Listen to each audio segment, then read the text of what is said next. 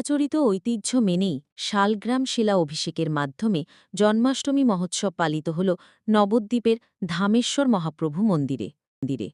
কথিত আছে, ভাদ্র মাসের কৃষ্ণপক্ষের অষ্টমী তিথিতে কংসের কারাগারে আবির্ভূত হয়েছিলেন শ্রীকৃষ্ণ, আর এই দিনটিকেই শ্রীকৃষ্ণের শুভ আবির্ভাব তিথি তথা জন্মাষ্টমী মহোৎসব হিসেবে পালিত হয় সর্বত্র। অন্যান্য জায়গার পাশাপাশি ঐতিহ্য মেনেই নবদ্বীপ ধামেশ্বর মহাপ্রভু মন্দিরেও যথাযথ মর্যাদায় পালিত হল এই জন্মাষ্টমী মহোৎসব। তবে ব্যতিক্রমীভাবে শ্রীকৃষ্ণকে নয়, এই মন্দিরে এই অনুষ্ঠানে অভিষেক করানো হয় শালগ্রাম শিলাকেই।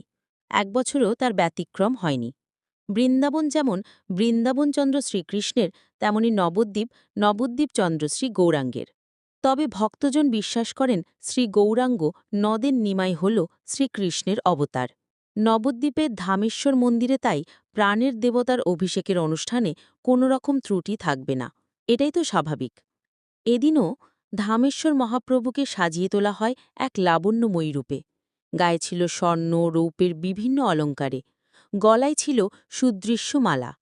মন্দির চত্বরকে সাজিয়ে তোলা হয় ফুল, বেলুন দিয়ে, আলোকমালায় সাজিয়ে তোলা হয় গোটা মন্দির চত্বরে। সকাল থেকেই চলে বিশেষ পূজার্চনা, পাঠ, কীর্তন। মহাসমারোহে নানাবিধ ব্যঞ্জন এবং মিষ্টান্নসহ ভোগ নিবেদন করা হয় দেবতার উদ্দেশ্যে। অসংখ্য ভক্তের উপস্থিতিতে সন্ধ্যারতি সম্পন্ন হয়। তারপর আসে সেই কাঙ্ক্ষিত অভিষেকের মুহূর্ত। রাত আনুমানিক 9:30টায় শুরু হয় মহা অভিষেক পর্ব। দধি, দুগ্ধ, ঘৃত, মধু ও গঙ্গাবাড়িসহ বিভিন্ন দ্রব্য দিয়ে স্নান করানো হয় শালগ্রাম শিলা তথা দেবতাকে।